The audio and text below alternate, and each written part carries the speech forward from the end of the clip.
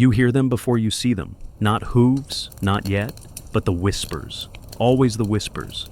Travelers from the east, merchants, monks, mercenaries, stumble into your city muttering about demons on horseback. They say they ride like wind, drink blood, probably wine, but no one's sure, and never leave survivors. Your neighbors start locking their doors earlier.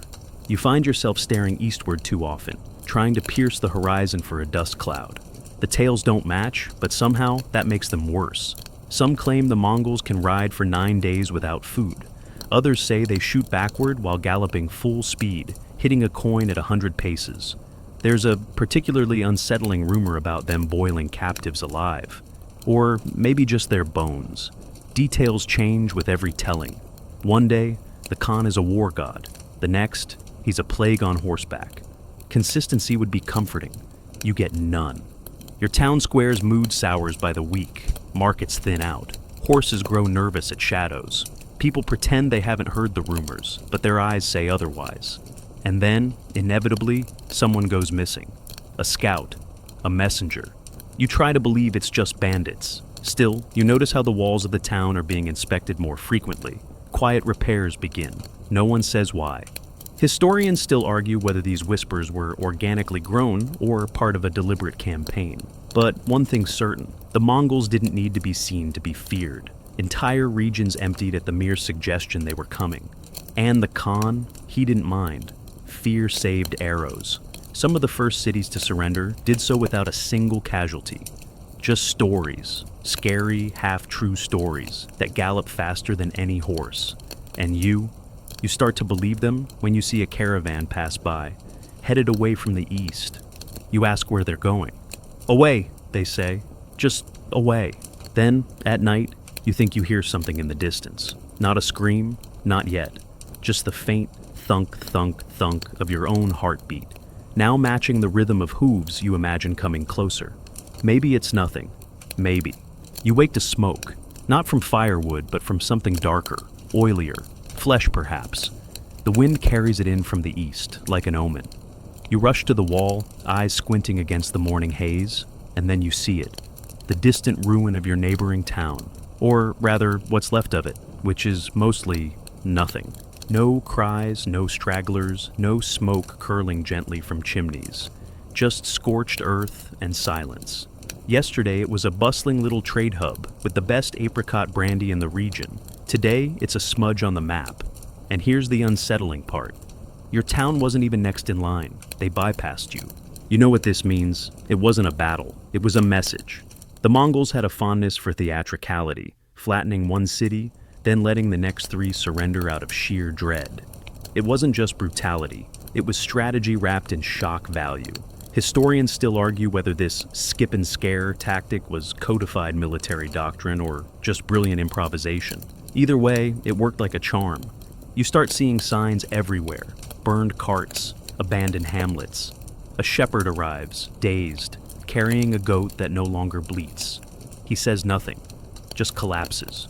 You patch together what he won't say. The Mongols torched his village, left only him alive, not as mercy, but as proof. And they don't just burn cities, they erase them. Records vanish, names are lost. Even your city scribe admits he can't remember what used to lie between here and the mountains. A whole valley gone, like someone took an eraser to the parchment of history. The psychological toll is staggering. You begin to wonder if resisting even matters. How do you fight someone who fights like a ghost? Worse, you start to feel watched. Their scouts, or so the rumors go, can blend in like shadows. Someone swears they saw a rider in the tree line. Another says he heard horses but saw only wind. You laugh nervously, then board up your windows. It's clever, really. Why waste manpower storming every wall when you can make one brutal example and let fear do the rest? You begin to suspect the Mongols aren't coming to your city at all. They already have. They're in your thoughts, your sleep, your spine. You stand atop the city wall, squinting into the dusk, and what you see, or think you see, makes your stomach knot. A vast army sprawled across the horizon, stretching far beyond what your walls could ever repel. Banners wave, campfires blaze, and silhouettes swarm like ants across the plains. But something feels off. There are too many fires, too many tents. Some banners look identical. You notice riders shifting back and forth, constantly, parading along the edges like actors playing to an audience. The whole thing begins to feel less like a war camp and more like a stage show. And you're the captive audience. Later, a deserter slips through the night and tells you what the Mongols don't want you to know. Their army is big, sure, but not that big. They've been using tricks, planting flags and dummies, building extra tents and rotating soldiers in loops to look like an endless horde. Some call it military theater. Historians still argue whether these tactics were formalized or improvised locally by clever commanders. Either way, it works like black magic. You learn they even made fake soldiers, wooden figures propped up on horseback, draped in armor. From a distance in the flicker of twilight, who could tell? And let's not even start on their campfire math. For every 10 men, they'd light 30 fires. Fire, after all, is visible for miles. Flames don't lie, but they certainly exaggerate. The effect? You feel outnumbered before a single arrow flies. You begin to wonder if you're already surrounded or just hallucinating. Your commanders argue. Should we flee? Parley? Beg? One guard suggests a very convincing strategy. Pretend to faint and hope someone else gets conquered first. And the most infuriating part? It's working. You pace the battlements, chewing your lip, while your men whisper about demons, not soldiers. One cook claims he counted 10,000 horsemen before fainting. Another swears he saw the same rider 5 times in 1 hour.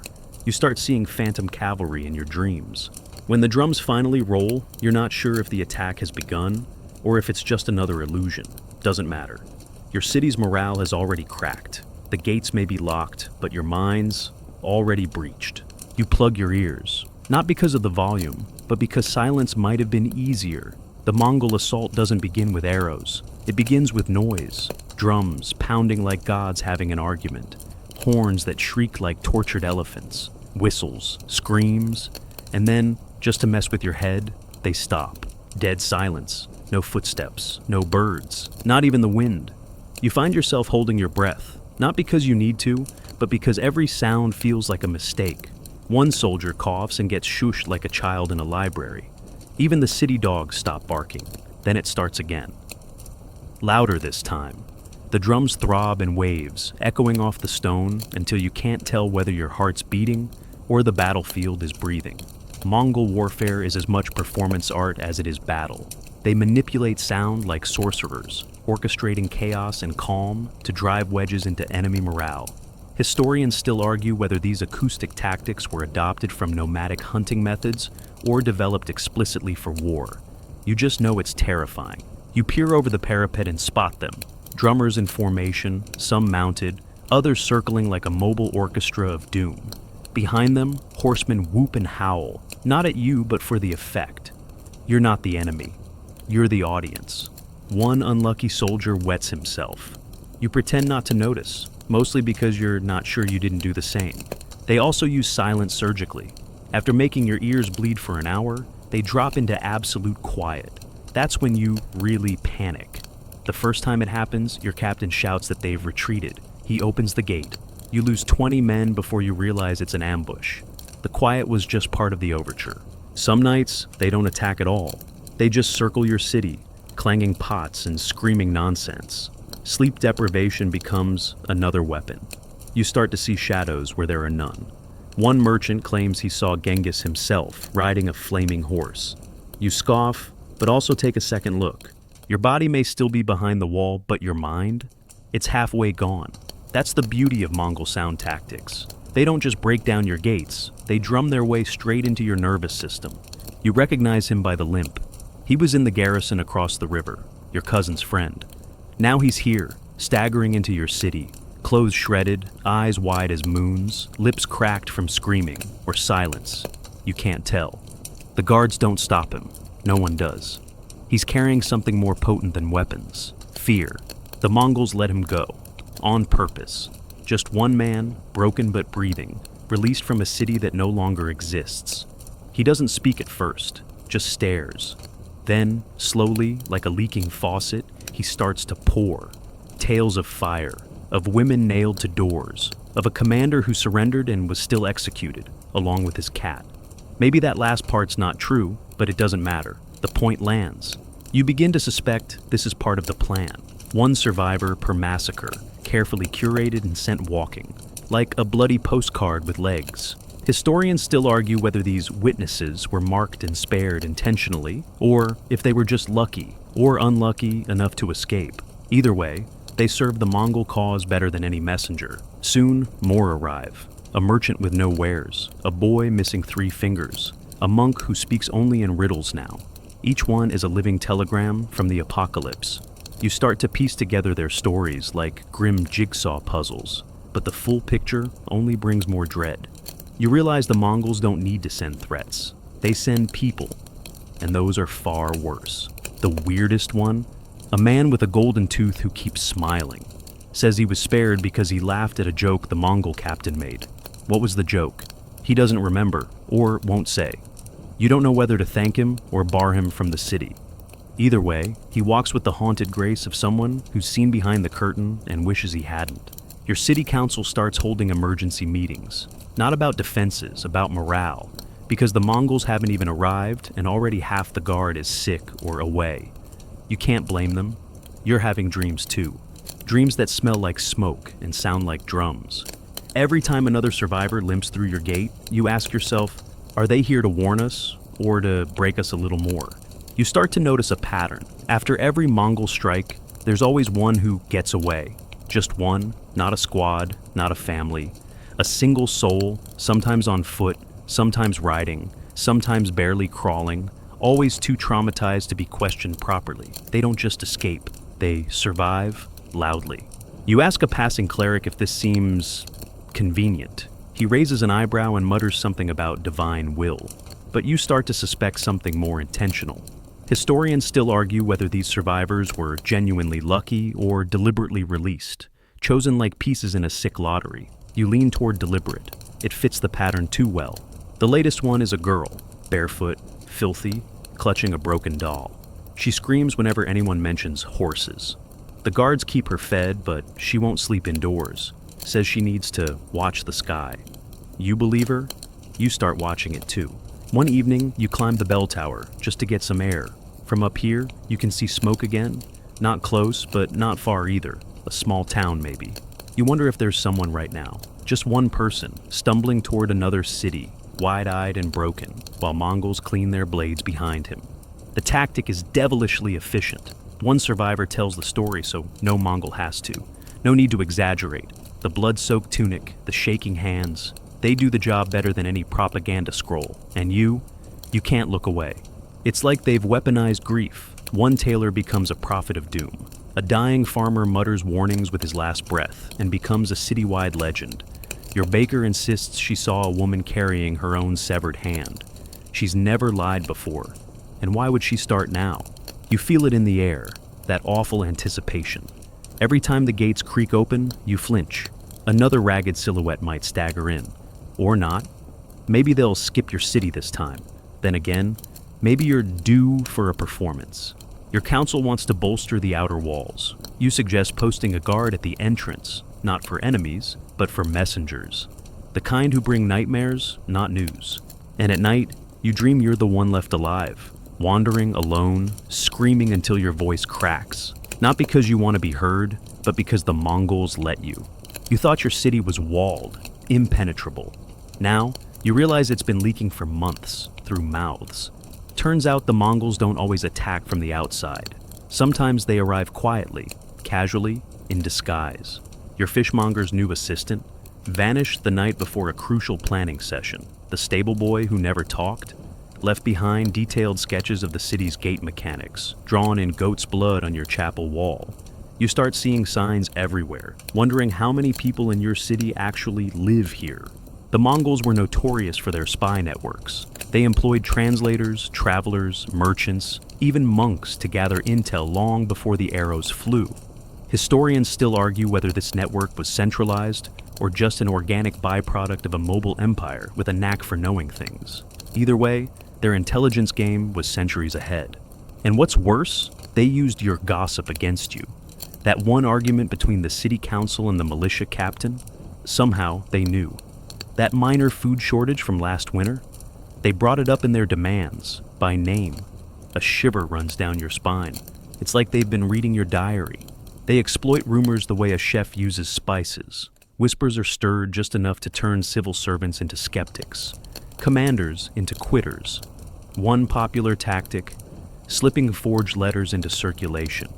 Some warn of betrayal. Others announce fake alliances. You receive a scroll supposedly from a nearby town, pledging support. The mayor's seal looks off. You burn it, but the damage is done. Half your council begins packing. And then there's the propaganda leaflets. Not many, but chilling when they appear.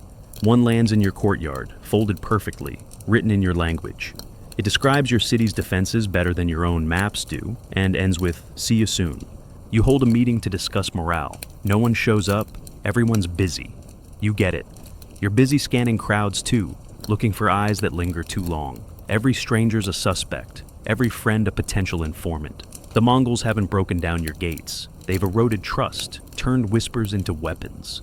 Your defenses, still standing, your confidence, long gone. You blink twice. The last you heard, the Mongols were hundreds of leagues away, somewhere near the Chinese frontier. But now they're here, or in Persia, or Poland, or maybe all three at once. You don't know anymore, and that's the point. The Mongols move like water through a sieve, appearing wherever you're least prepared, and vanishing before you can strike back. One merchant claims they rode through the Caucasus in winter. Another swears they crossed a desert in 3 days. A monk insists they appeared in Hungary the same week. They were raising Baghdad. You laugh, but not comfortably. It's not just speed, it's disorientation. One city falls on Monday, the next on Thursday. But the Mongols seem to appear at both without rest, sleep, or logic. Historians still argue whether this illusion of omnipresence was sheer logistics or part of a grand psychological campaign. You start betting on the latter. They split their armies like bread dough, kneading them into smaller forces, each one still dangerous enough to destroy an entire settlement. These units often feigned being independent warbands, allowing them to strike from wildly unexpected directions. You hear reports of an army sacking a city to the north, while another approaches from the west, and somehow, they're coordinated down to the hour. You begin to question your own maps. Maybe distances don't mean what they used to.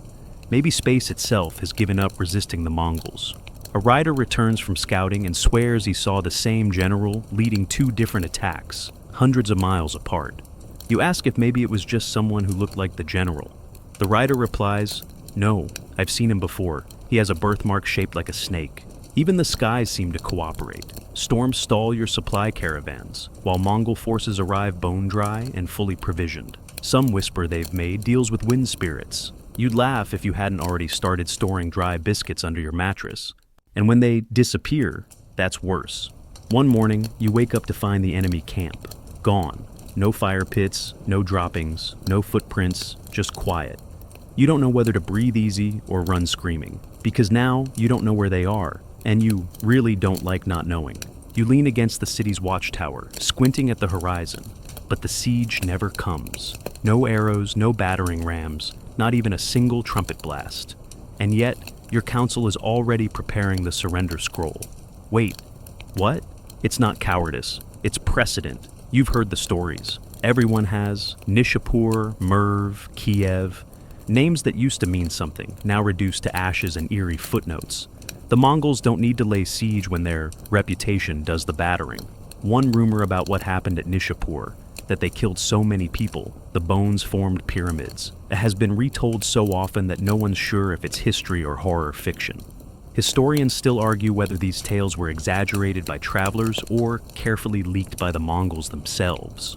You think back to that one merchant, the one who said surrendering early is the only way to be spared. But spared from what?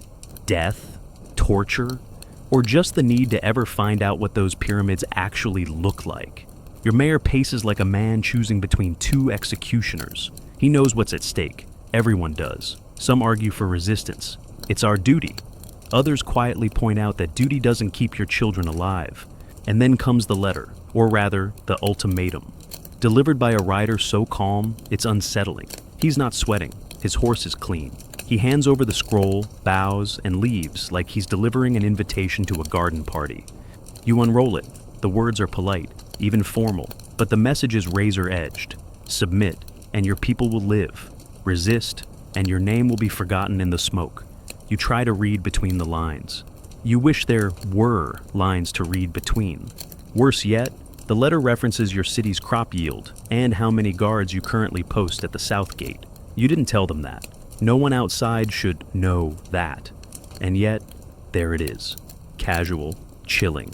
You look at your generals. They say what you're already thinking.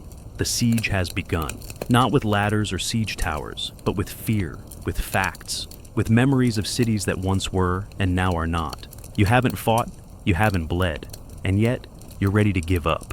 Because they've made surrender seem like the only sane option. You read the letter again. Not because you didn't understand it the first time, but because it feels like a curse. The parchment is fine, thick, clean, and oddly fragrant. It smells faintly of leather, ink, and finality. Every word is carved with eerie precision. Submit, and you may prosper under the Great Khan. Resist, and no trace of your name will remain. Simple, polite, devastating. This isn't just a military message. It's psychological warfare on stationery. The Mongols could have sent an emissary with a dagger or a bag of gold. Instead, they chose a letter. A calm, confident voice from across the world, informing you that your death has been pre-approved unless you sign the bottom line. Some letters even came adorned with trophies, ears in one case. Others included strands of hair from local rulers who had declined previous offers. There's one tale floating around, might be legend, of a Mongol message delivered inside a flayed human skin, the words tattooed in fresh ink. Historians still argue whether that story is truth or medieval PR. Either way, it keeps you up at night. What rattles you most isn't the threat, it's the detail. They know how many horses you have. They know which gate is under-reinforced. They even mention your spring festival, which hasn't happened yet. It's like the letter isn't predicting your downfall. It's narrating it. The phrasing is surgical. Nothing emotional, no insults, just certainty. You will break, you will burn. This is not cruelty. It is simply the wind. One scribe whispers, "It reads like scripture." Another suggests it was scripture, rewritten Mongol style. You're starting to see what he means. You sit with the letter long after the council disbands. It's still warm somehow. Or maybe that's your hands. You imagine thousands of these missives carried across kingdoms like poisoned dandelions on horseback wind. Each one whispering, "We know you, we see you, you will fall." Later, you fold the parchment and lock it in your desk. Not for safekeeping, but to keep it from whispering in the dark. Doesn't matter, the words have already tattooed themselves into your spine. You don't sleep that night, because you're not sure if you've just read a demand or your eulogy. You smell it before you see it.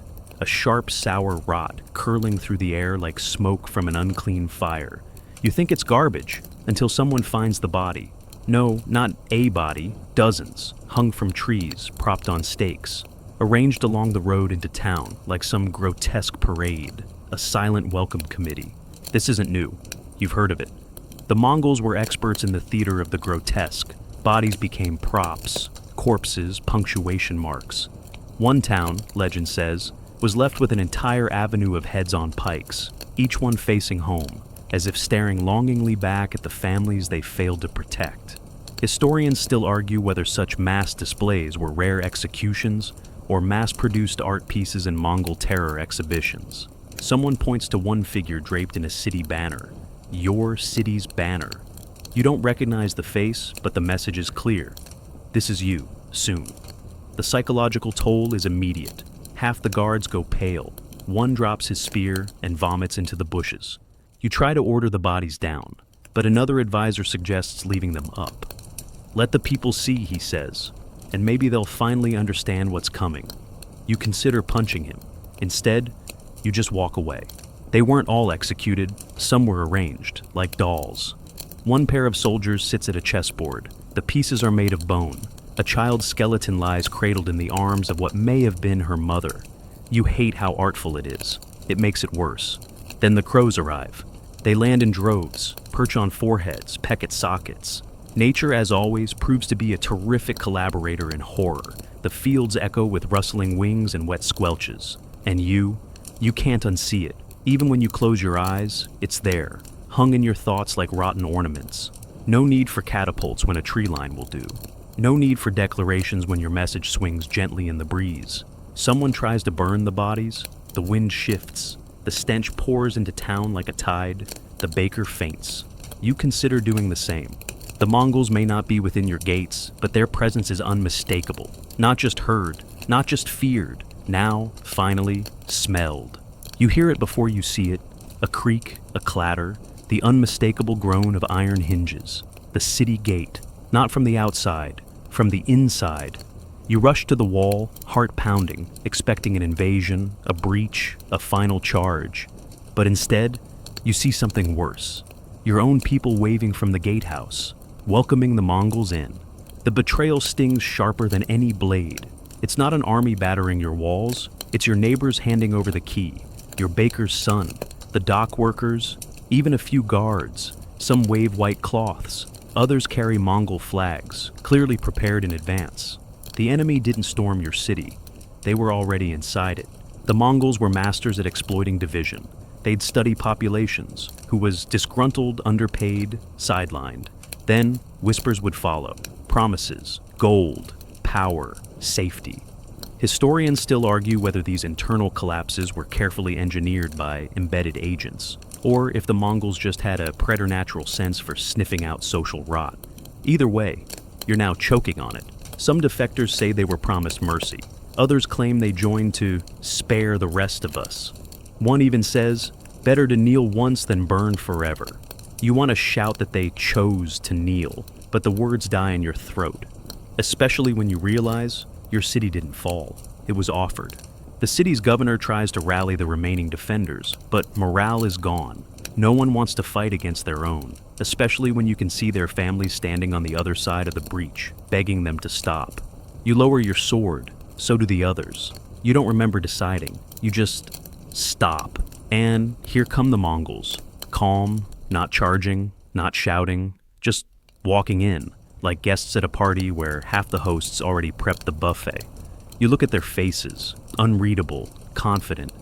They've done this before, many times. One commander nods at the man who opened the gate. There's no smile, no handshake, just a short nod. Transaction complete. You want to believe there will be reward, honor, something. But later, you hear that the gatekeeper was quietly executed. To tie off loose ends, someone whispers. You don't ask questions. You just take one step back, then another, wondering when it will be your turn to be considered loose. You think you've won. The Mongols are running, scattering across the open plain like startled deer. Cheers erupt from your ranks. Your captain raises his sword and hollers the word everyone's been waiting for. Charge! And so you do. You sprint out the gates, hearts pounding, finally tasting that sweet nectar of vengeance. The enemy's backs are turned, their formations a mess, their banners flailing. You ride faster, harder. The thought creeps in. They're not so invincible after all. Then the ground changes. Your horse stumbles. You look down. The terrain is rutted, pocked with trenches you hadn't seen. And up ahead, the Mongols have stopped running. They turn, simultaneously. Like dancers hitting a choreographed beat. Arrows are already in the air before your brain finishes the sentence. Ambush. It's over in minutes. Chaos erupts behind you. Screams. Riders thrown. Horses downed mid-gallop. You try to turn back, but there's nowhere to go. You've been funneled, channeled, herded. The retreat you thought was a victory was actually a net, tightening. Historians still argue whether the Mongol false retreat was invented by them, or just perfected. You don't care. You just wish someone had warned you how convincing it looked. From the ridge, you see them now. Archers lined in waiting, each loosing arrows with mechanical precision. They don't shout. They don't chase. They wait. Calm. Controlled. A chess master watching pawns walk into a trap they laid 10 moves ago. You fall. You don't remember when. Your legs are somewhere behind you. The sky above is suddenly too blue. A soldier screams your name, then stops screaming altogether. Later, hours maybe, you crawl, dragging yourself across the dirt, praying they don't notice. But they do. They let you crawl. It's part of the plan. Someone has to get back and tell the story, right? You finally reach the city gate, what's left of it. The guards gape at you like you've come back from the grave. You try to speak, but all that comes out is dust. They don't need you to say anything. They already know. The Mongols didn't lose. They just wrote a different script, and you played your role perfectly. You should be dead. Everyone says so. And honestly, you kind of agree. But here you are, alive, breathing, standing among rubble and ash, with a Mongol soldier nodding at you like you're some kind of survivor contestant on a nightmare game show. You don't know why you were spared. No one tells you. That's part of the torture. The city's been subdued, not annihilated, fires controlled, looting, methodical, executions, selective. You watch as the scribes are led away, but the bakers stay. One seamstress is handed fabric, a blacksmith, tools. The Mongols aren't destroying everything, just the things that might fight back. It's disorienting. You expected slaughter. Instead, you get order. In Mongol terms, that's worse. You ask yourself, did we win by losing well? Historians still argue whether these acts of clemency were strategic PR or accidental mercy. Some cities were flattened, others folded neatly into the empire. The deciding factor? No one knows. Or if they do, they're not talking. And the uncertainty? That's the point. You walk past your old house, it's gone, but someone's already rebuilding a forge where your neighbor's kitchen used to be. There's a sense of management, organization. The Mongol commander posts guards, your guards, at key intersections. They don't look proud, just relieved. Some families are relocated, others put to work. Everyone's given strict rules, no gatherings, no weapons, no prayers outside. It's like living in a well-run prison with really polite wardens. You can breathe, but only on cue. Then there are the whispers. They let us live so we can spread the tale. One man claims he overheard a Mongol officer say, "Better they carry fear than ashes." You nod. Makes sense. After all, if everyone dies, who's left to warn the next city? You were once terrified of dying. Now you're terrified of why you didn't. Were you useful? Were you irrelevant? Or are you just part of a bigger, more terrifying message? And still, life stumbles forward. Children play in alleys, the market stirs. You laugh once, unexpected, bitter, and someone shushes you. You go to bed not thankful, but cautious, because in sparing you, the Mongols gave you a new job title, witness, and that might be worse than casualty. You leave the city one morning, long after the banners have changed and the streets have stopped bleeding. The Mongols are gone, mostly. A few scouts linger. A new governor wears furs stitched with a language you don't recognize. The city breathes, but carefully, like someone recovering from a lung puncture. You ride out along the same road where the corpses once hung. The trees are bare now, but somehow the stench still lingers in memory. You don't flinch anymore. That's how you know the fear worked. And here's the thing, they're still talked about. Every village you pass has a tale. Some say the Mongols can ride across rivers without wetting their hooves. Others claim they eat iron, spit fire, vanish into clouds. A bard in a tavern sings of a general who rode so fast, his own shadow couldn't keep up. You roll your eyes and still sleep with a knife under your bedroll. Historians still argue whether the legacy of Mongol terror was inflated by folklore or cultivated intentionally by the empire itself. Doesn't matter. The point was never accuracy. The point was dread. You meet a child in a marketplace who asks if the Mongols are real. His mother hushes him, wide-eyed. You nod, then shake your head. It's complicated. You spot old ruins along the way, former cities, now dust and birdsong. Each one a scar in the earth's memory. No plaques, no explanations. Just silence that says, here stood a people who didn't believe the rumors. You start to notice patterns. Cities that surrendered quickly thrive, sort of. Those that resisted are now footnotes in half-forgotten scrolls. Some towns display Mongol symbols with pride, like medallions. Others scrub them off stone with salt and prayer. And still, centuries later, people whisper. You hear Mongol footsteps in the thunder. You see horse-shaped clouds and look twice. You dream of drums, not because they're coming back, but because they never truly left. You carry their story, etched deep in the marrow of your bones, not with reverence, not with hate, just with the dull, reluctant respect one gives to the storm that didn't kill you. Because in the end, the Mongols didn't just conquer land, they conquered memory. And you're part of the warning label they left behind. Sleep well. You picture a samurai, don't you? Stoic, noble, wind tootling his topknot as he gazes over a misty battlefield, drenched in honor. Except, plot twist, he might actually be a corrupt landlord shaking down rice farmers for extra coin. Yeah, about that honorable warrior brand, it's got a few dents. You trudge through 12th century Japan, and the air smells like wet straw and roasted barley. A samurai approaches, not with a poem or a duel challenge, but a bill for taxes he just invented 5 minutes ago. See, samurai weren't always these polished paragons of virtue. They were landowners, military enforcers, and sometimes good old-fashioned bullies in brocade robes. Mainstream history loves to romanticize the samurai as disciplined swordsmen, spiritual devotees of Zen, and loyal retainers who die before dishonor. Some were. But plenty were more like medieval mob bosses with excellent calligraphy. They cut deals, switched allegiances, and absolutely played the power game. Being born into the warrior class gave them privileges, and many milked that status like a noble dairy cow. Fringe tidbit for you. During the Sengoku period, some samurai forced peasants to fake crop shortages so they could pocket the difference. Farmers got the beatings, samurai got new tea sets, and tea sets weren't cheap. Historians still argue whether this ethical erosion was a result of prolonged warfare or simply a symptom of their feudal position. Some say the decline started when peace broke out, idle swords and all that. Others insist it was always part of the samurai's DNA, just better hidden when they were too busy dying gloriously in battles. You brush past a shrine and see graffiti, not modern, but scratched centuries ago, mocking a local daimyo for fleeing a battle. Turns out, even the common folk weren't buying the whole honor above life shtick all the time. Sure, samurai had their moments. Some lived and died by a code. But don't kid yourself. Many were less Last Samurai and more Game of Thrones with rice taxes.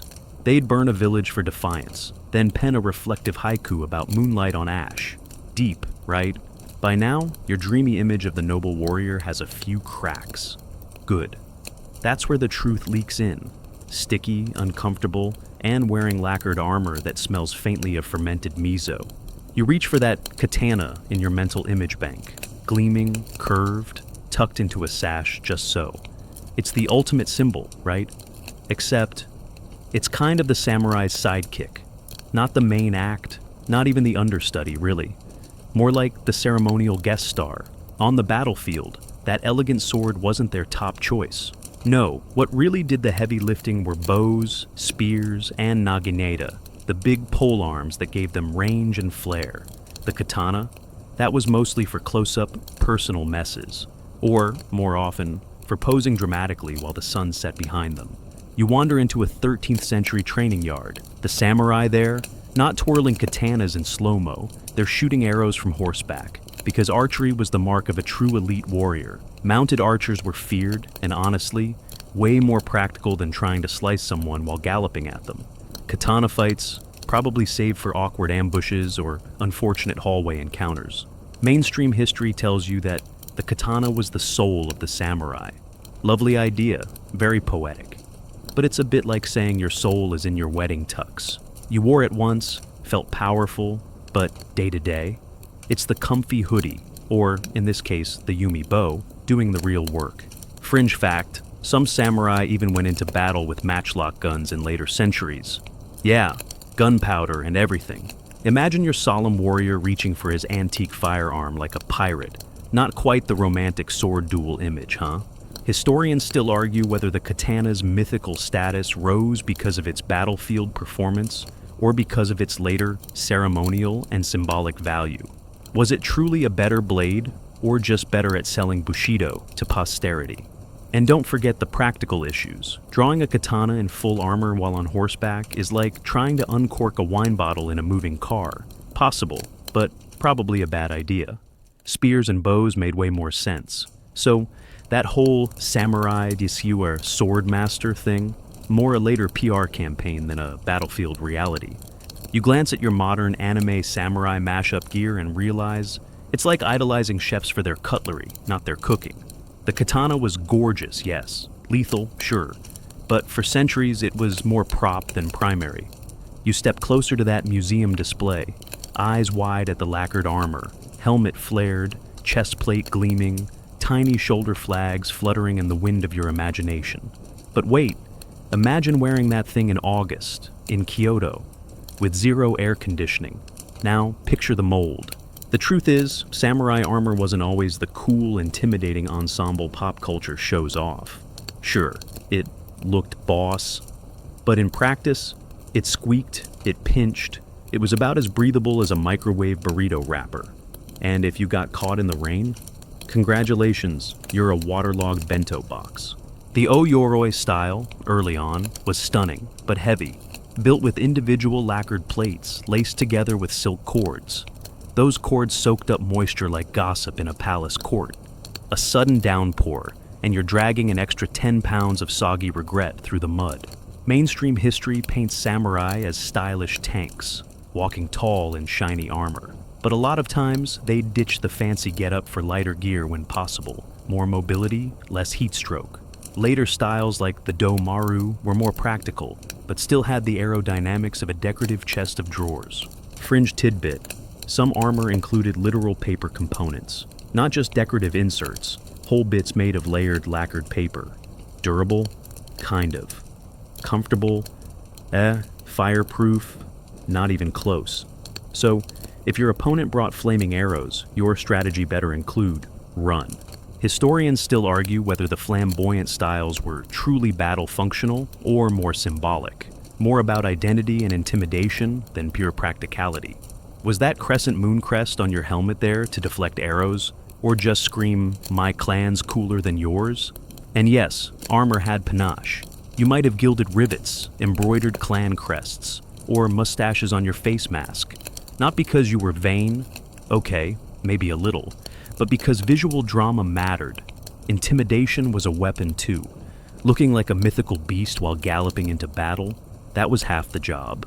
You can almost hear the squelch as your sandals press into muddy fields, armor rustling, your undergarments clinging in all the wrong places. Suddenly, the fantasy blurs. That sleek silhouette, it itches. It sways weirdly when you run. And it smells like lacquer mixed with unwashed socks and existential dread.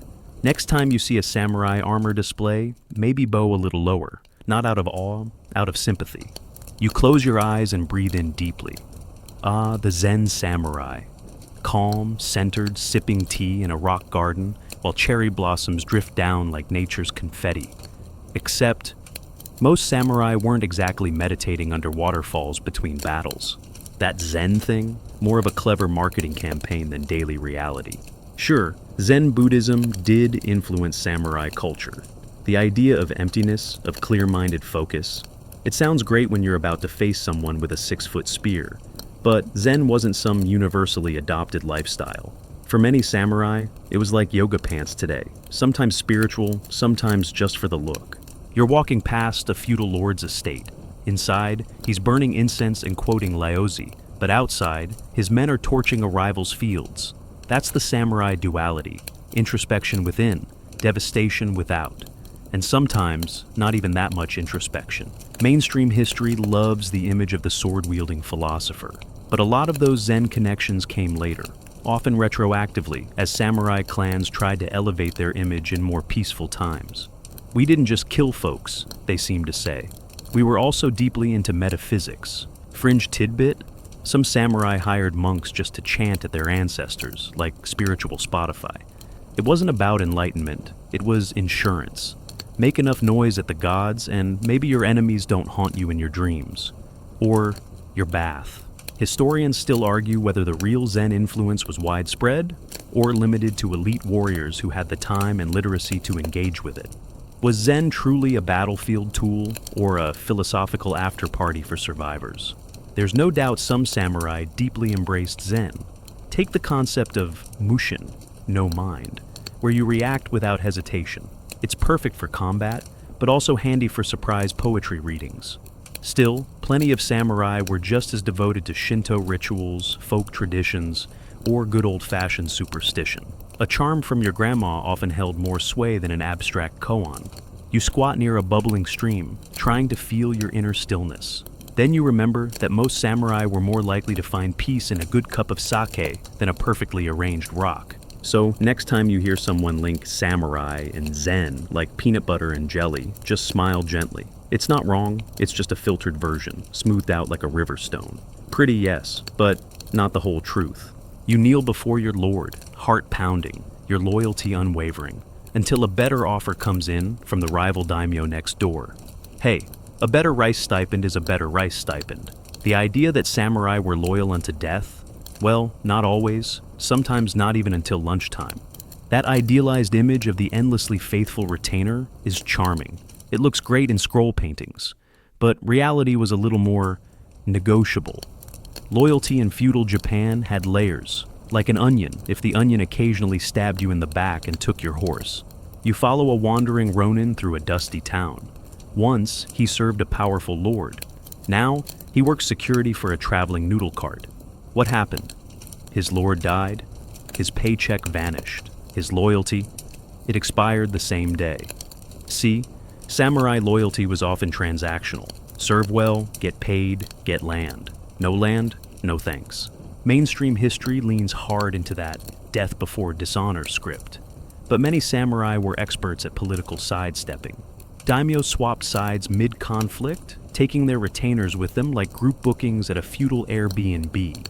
In fact, during the Sengoku period, loyalty was so flexible, it should have been made of mochi. Fringe tidbit, some samurai pledged fake loyalty to multiple lords to hedge their bets. Imagine sending "I'm yours forever" poems to 3 warlords at once, then sprinting toward whichever one was winning. Romantic? No. Effective? Kind of. Historians still argue whether true Bushido loyalty ever existed in the heat of battle, or if it was mostly a literary invention polished during peacetime. Was it cultural glue, or just an aspirational slogan? Don't get it twisted. Some samurai were genuinely loyal. Some committed seppuku rather than betray their lord. But for every one of those, there were others who casually ghosted their daimyo after a bad harvest. They didn't call it ghosting, but you know the vibe. You sit by a flickering lantern, reading an old pledge of loyalty. It's poetic, beautiful, full of floral metaphors. You flip the page and find a second pledge to a completely different lord, signed the same month. That's not betrayal, that's freelance networking. So next time you hear about samurai loyalty, picture it less as eternal devotion and more like a gym membership. They were loyal, yes, but only while the perks were good and the exits weren't blocked. You picture a tea ceremony, delicate hands folding over a porcelain cup. A samurai's wife, maybe, quiet, demure, fading into the screens. But now, imagine her standing over a battlefield, blood on her naginata, armor clinking with every breath. Yeah, some samurai were women, and they didn't just serve tea, they served justice. The term onabugisha refers to female warriors of the samurai class, and they weren't myths. They trained, they fought, they defended castles when their husbands were off brokering alliances or, let's be honest, losing battles they started. These women weren't backups. They were Plan A when Plan A had a beard and was out of town. You step into the shoes of Tomo Gozen, 12th century legend. She's slicing through the battlefield like a poet through metaphors. Graceful, terrifying, composed. Her name shows up in war tales not as an accessory, but as a commander. And she wasn't alone. Women like Nakano Takeiko led battalions, often made up entirely of other women, sometimes armed with weapons and hairpins. Sharp ones. Mainstream history tends to tuck these women away, calling them exceptions. But exceptions don't defend castles against sieges. Exceptions don't leave behind enough written accounts to fill scrolls. What's more likely? That they were rare, or that male scribes found it easier to downplay the narrative. Fringe tidbit. During the Boshin War in the 19th century, a full-on women's unit from Aizu fought against the imperial army. Dressed in traditional hakama, they looked like they'd stepped out of a kabuki drama, right until they started stabbing. Historians still argue whether the onabugisha were full samurai by status, or warriors by necessity who borrowed the title when needed. Were they part of the system, or working around it with steel-tipped determination? You brush your hand along the wooden rail of a restored castle keep. The docent smiles and says a woman once held this place for weeks against attackers. She might not be in textbooks, but she's in the stone, in the walls, in the weight of a story not erased, just dust-covered. Next time someone says female samurai, sounds made up, hand them a naginata and point them toward the family dojo. The battlefield didn't care what pronouns you used. It only noticed if you could survive. You imagine a samurai standing stoically on a rooftop, staring into the shadows. Below, a ninja slinks through the garden, kunai in hand, ready to strike. Classic face-off, right? Except that showdown, mostly fan fiction with better wardrobe. The samurai versus ninja rivalry is one of pop culture's favorite myths. It sells movies, games, and so many Halloween costumes. But in reality, the relationship was way more complicated and often non-existent. The idea that they were mortal enemies, locked in eternal conflict, that's about as real as a scroll written by Batman. You tiptoe through feudal records and find not much. The term ninja or shinobi pops up, but usually in quiet, vague, non-Hollywood ways. They were spies, scouts, saboteurs, often hired by samurai themselves. Yeah, the supposed nemesis, more like a freelance contractor. Mainstream history barely mentions dramatic duels between samurai and ninja. Most real ninja activity involves sneaking around at night, spreading misinformation, or lighting things on fire when no one was looking.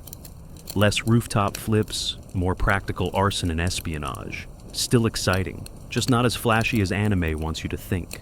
Fringe tidbit, some of the best-known ninja manuals were written centuries after the fact, by samurai trying to codify, or just invent, ninja lore. So, yes, your enemy might not exist until you write their origin story. Pretty clever. Historians still argue whether the ninja were ever a distinct class or more of a loose profession.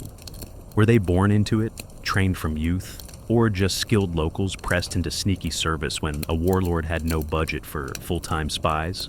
And guess what? Some samurai doubled as ninja when needed. Being sneaky wasn't dishonorable, it was just smart. Why charge the front gate when you can bribe the gatekeeper? A katana may be cool, but a bribe gets you home faster. You crouch in the garden shadows, listening for a whisper, waiting for a throwing star to zing past. But nothing comes.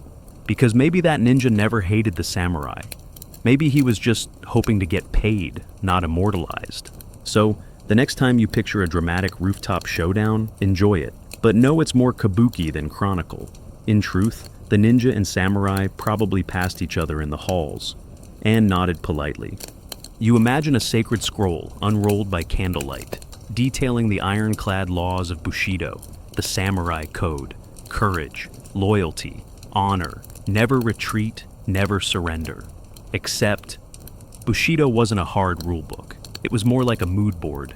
Despite what the motivational posters want you to believe, there wasn't one definitive Bushido code that all samurai followed across time. It wasn't carved into stone. It was patchy, evolving, and, most surprisingly, largely written down. Orange verb. After. The era of samurai dominance was already winding down. So, kind of like writing your autobiography post-retirement and generously editing an extra valor. You stroll through Edo period streets where samurai are no longer warlords, but administrators sipping tea and squabbling over bureaucratic forms. Suddenly, Bushido becomes popular reading. Why? Because people miss the old action-packed days, and nostalgia is a powerful storyteller. The code gets cleaned up, romanticized, and turned into bedtime morality tales.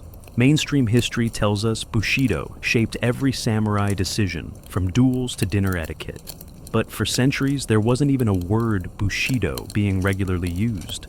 There were expectations, yes, guidelines, ideas from Confucianism, Buddhism, Shinto, even Taoism, but not one neat laminated rule list. Fringe tidbit, some of the most quoted Bushido texts, like Hagakure, were written by reclusive fanboys decades after the wars had stopped. One guy literally wrote hundreds of pages about how to die properly, while working as a minor retainer with no actual battlefield experience. Deep thoughts, few sword fights. Historians still argue whether Bushido was a lived philosophy or a retroactive branding exercise. Was it a genuine ethical system, or did writers polish it up to give a fading warrior class some posthumous gravitas?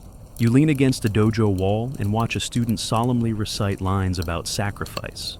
Meanwhile, His master is outside negotiating a land dispute with all the honor of a used cart dealer. That's the thing. Real samurai navigated messy lives. They schemed, they adapted, they compromised. Sometimes gloriously, sometimes hilariously. So when someone tells you Bushido was the unwavering GPS for every samurai, smile kindly. Then ask them which version they mean, because there were many. And most were written when the sword was already sheathed, and the warhorse had been sold for a decent haiku collection. You stroll through a feudal village, nodding politely to rice farmers and woodcutters. And there, among the armored samurai, you spot someone who doesn't quite fit the casting call. Their features are foreign, their accents thick, but they wear the swords, they take the oath. They are samurai. Yes, not all samurai were ethnically Japanese. That's one of those details that gets conveniently left out when stories get packaged for export. While most samurai were native-born, there were fascinating outliers, foreigners who rose through the ranks, wore the armor, and sometimes out-samurai'd the locals. You squint through history and see Yasuke, a tall African man who arrived in Japan in the 1500s. He wasn't just a curiosity. He served under Oda Nobunaga, one of the most powerful daimyo of the time. Nobunaga was so impressed with Yasuke's strength and presence, he made him a samurai. That's not folklore. That's a documented mic drop in history. Mainstream history rarely mentions these foreign figures, focusing instead on an ethnically homogeneous warrior class. But the truth is, Japan's doors weren't always closed. Missionaries, traders, explorers, they came and went. A few stayed, and a very rare few earned status most locals never would. Fringe tidbit. Some Dutch sailors shipwrecked on Japanese shores were taken in and, over time, taught Japanese, converted to local customs, and worked closely with daimyos.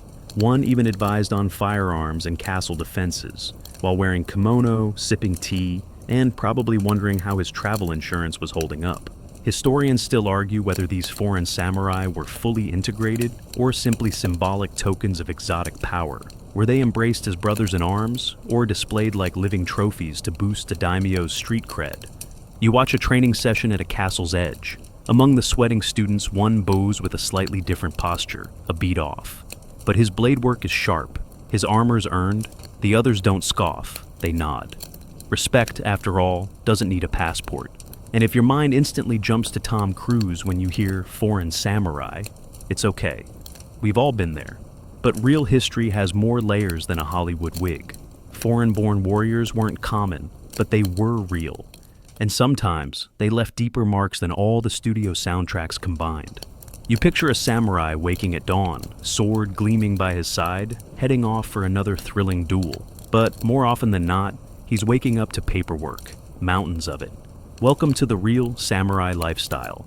Part warrior, part desk jockey. Once peace took hold during the Tokugawa period, the samurai's role shifted dramatically. No more endless wars, no more castle sieges every other Tuesday. Suddenly the sword stayed sheathed and the brush came out. Samurai became administrators, tax collectors, legal scribes, basically the HR department of feudal Japan. You step into a local magistrate's office. Behind the sliding doors, not a dojo, but a tidy room full of inkpots and ledgers. That stern samurai at the head of the table, he's not planning a tactical assault. He's arguing about property lines and overdue grain taxes. Riveting stuff, if you're into 17th century zoning disputes. Mainstream history still sells you the 24/7 warrior fantasy.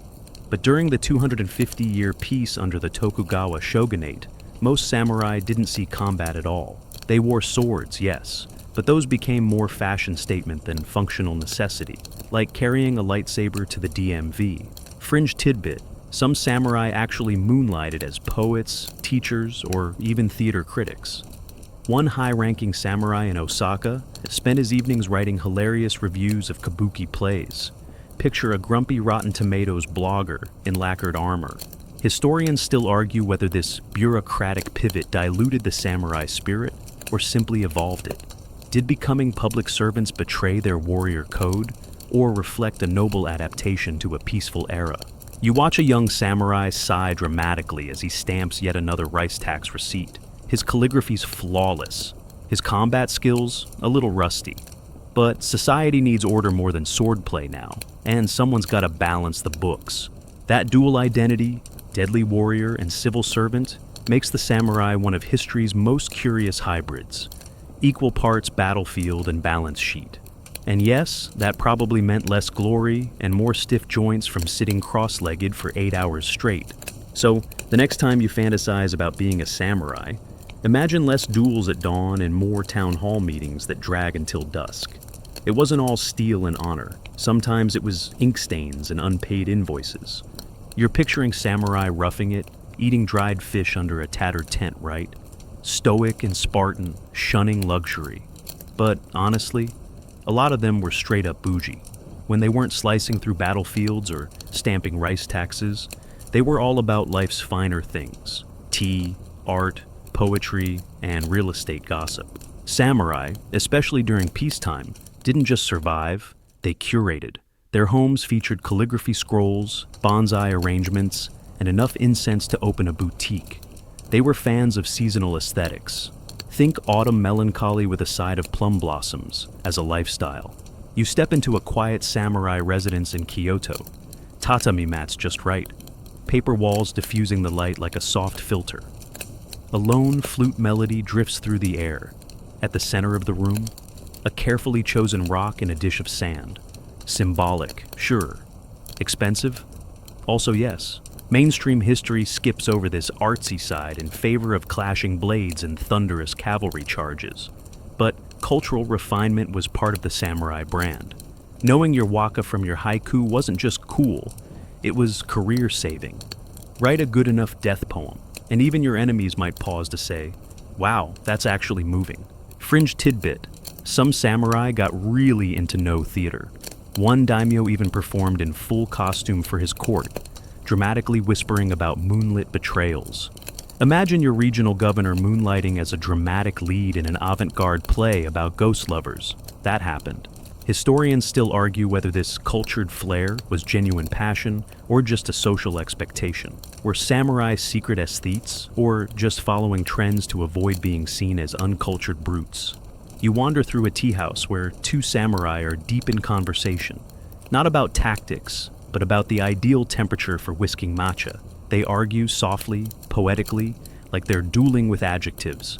And when the tea's just right, that's the victory they toast. Of course, not every samurai had the cash for kabuki front row seats or silver leaf kimonos. Some struggled financially and faked the lifestyle like an Instagram filter. But the aspiration, it was there, etched into their calligraphy, infused into their lacquerware. So, yes, samurai could be deadly, but they were also the guys comparing poetry anthologies and weeping under maple trees at the tragic elegance of a falling leaf. Sword in one hand, ink brush in the other, and a silk fan tucked somewhere fancy. You stand in the middle of a battlefield, dramatic wind whipping your sleeves, convinced samurai were noble responders, like medieval firefighters with swords. But here's a spicy twist. Sometimes they lit the fires, literally and metaphorically. Samurai didn't just answer the call to war. Often they were the ones making the call, or at least stirring the pot with alarming enthusiasm. The Sengoku period wasn't named after a knitting circle. It was warring states for a reason. Roughly 150 years of backstabbing, alliance flipping, and oops, I started another civil war. Samurai lords, or daimyo, were constantly scrambling for more land, more power, more bragging rights at tea parties. You walk past a burned-out village, ash still clinging to the breeze. Who ordered the raid? Not a bandit. A well-dressed samurai with a seal and a scroll. War wasn't some accidental storm. It was policy. And your average samurai? Very on board, especially if it meant a promotion or a fiefdom upgrade. Mainstream history often paints samurai as reactive heroes, forced into conflict by honor, but many were ambitious, calculating, and not above starting a little necessary conflict to gain territory. Your clan was too cozy next door? Time to test that moat. Fringe tidbit. During the Onin War, Kyoto, yes, the capital, was so trashed by feuding samurai families that people just left. For a decade. Imagine City Hall burning and no one bothering to rebuild because the fighting just wouldn't stop. Some streets never recovered. Historians still argue whether these endless wars were ideological, personal, or just feudal capitalism with armor. Were samurai fighting for principle, for legacy, or because nothing else paid as well. You sit on a crumbling wall and watch a young retainer nervously seal a letter to a rival lord. It's both a declaration of war and an awkward dinner invitation. The samurai weren't above politics. In fact, they were often waist-deep in it, plotting marriages, sabotaging treaties, and launching ambushes disguised as peace talks. Sure, they fought bravely, but they also schemed like pros. Samurai could honor the code on Monday and violate it by Thursday if it meant a better seat at the regional council. And while some cried over fallen comrades, others were already measuring the enemy's estates for new construction. So next time you see a samurai unsheathing a blade, remember, he might be answering a call to battle, or just following through on a well-placed bribe. You picture the fall of the samurai as a blaze of glory. One last epic battle, blades clashing under a blood-red sky. Cue swelling orchestral music. But the real ending? It was mostly paperwork, awkward transitions, and a lot of samurai realizing they'd just been downsized. When the Meiji Restoration kicked off in the late 19th century, the samurai class found itself obsolete. The new government was modernizing. Guns, not swords. Western suits, not kimono. National conscription replaced the hereditary warrior gig. Basically, HR called, and the samurai weren't in the org chart anymore. You follow a retired retainer down a quiet alley. He's not plotting rebellion. He's sighing over his pension. That's right, some former samurai received stipends or bonds from the government, converting centuries of blood, sweat, and steel into carefully tabulated yen. And those bonds? They got devalued. Think glorious seppuku, but with bond depreciation and mild resentment. Mainstream history often glosses over this bureaucratic fizzle, opting for cleaner narratives like the Satsuma Rebellion, a last stand story where a group of disgruntled samurai tried to restore their old ways. But that was the exception. Most didn't charge into battle. They faded into clerical jobs, opened schools, ran small businesses, or drank quietly in the back of noodle shops. Fringe tidbit: one group of samurai actually opened a miso factory. Yep. From warriors to soybean fermenters. They called it a new battlefield of commerce. Makes you wonder what their ancestors would have thought. My great-grandfather held the northern pass for 3 days. I make soup paste. Historians still argue whether the decline of the samurai was tragic or necessary. Was it cultural murder by modernization, or just the overdue retirement of a role society no longer needed? You pause outside a photo studio in Tokyo. Inside, a former samurai poses stiffly in a Western uniform, sword still sheathed at his side. He's not sure if he's clinging to the past or posing for the future. Either way, the mustache is new, and the pride in his eyes is real. So, the end wasn't fire and fury. It was forms, factories, and faded titles. A whimper, not a war cry. Not less noble, maybe, just more relatable. Because what's more modern than an identity crisis and a job market shift?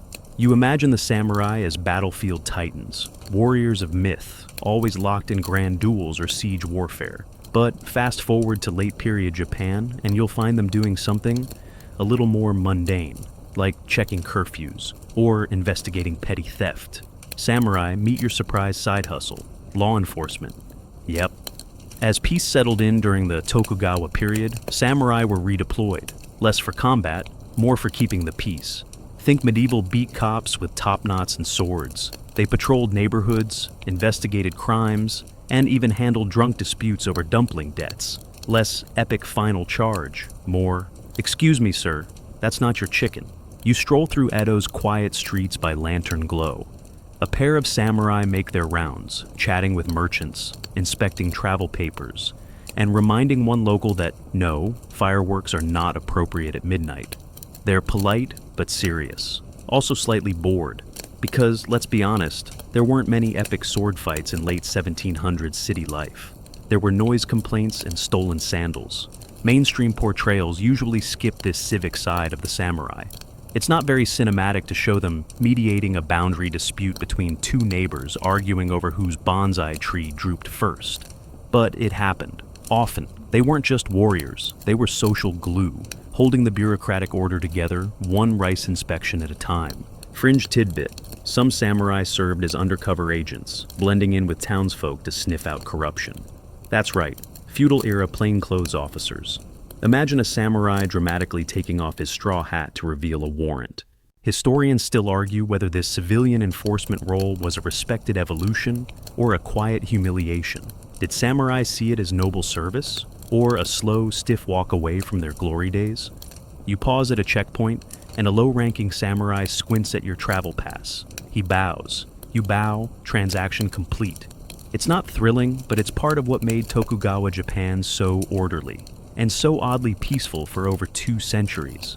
By the time most people imagine samurai as legendary warriors, many were really just glorified hall monitors with excellent grooming standards. But hey, that too takes discipline. So, next time you think samurai were all thunder and steel, remember, sometimes they kept the peace not with blood, but with a sharp look and a perfectly worded warning. Legendary swords meet legendary paperwork. You blink in the neon glow of a Tokyo night, and suddenly, there it is. A salaryman in a pressed suit, bowing at just the right angle. Or maybe it's a school kid gripping a bakken in kendo class. Samurai, no armor, no war horses, but echoes of the old code still linger, hiding in neckties and extracurriculars. The samurai may be gone, but their shadow is long. Japan's corporate world, structured like a clan. Seniority, loyalty, ritualized greetings. It's the office version of feudal hierarchy, minus the swords. You walk into a boardroom, and the manager bows like he's addressing a daimyo. There's no katana at his waist, just spreadsheets, but the tone, still sharp. Mainstream narratives say the samurai vanished with the Meiji era, but bits of their legacy slipped through the cracks. Martial arts, etiquette, storytelling. They're all haunted by the samurai's stylized ghost. Even pop culture's samurai. Anime swordsmen, video game heroes, action figures with overly dramatic catchphrases. They're not nonsense. They're modern fables with old bones. Fringe tidbit. There's a shrine where modern business leaders pray to a historical samurai for wisdom in mergers and acquisitions. That's right. Feudal energy guiding fiscal strategy. You can't make that up. Well, someone did. But it stuck. Historians still argue whether this legacy is authentic cultural inheritance or selective memory, brushed up for modern branding. Is Bushido in our hearts, or just on the packaging of limited edition sushi blades? You sip canned coffee on a bullet train and glance across the aisle at a kid reading a manga filled with sword duels and cherry blossoms. He's captivated. That noble warrior, maybe exaggerated, maybe half fiction, but still inspiring. Still teaching about courage, about sacrifice, just with better hair physics. In martial arts schools, teachers still quote samurai texts, not because they expect their students to die for their dojo, but because the ideas still hit. Self-discipline, awareness, grace under pressure, and yeah, a flair for drama never hurts. So, no, you won't see a samurai riding through Shibuya, but you might spot them in the way someone bows, how they handle a promise, or the pride behind a well-polished shoe. Their story isn't just written in history books, it's etched into habits, heroes, and even hashtags. Because some warriors don't vanish, they just change clothes.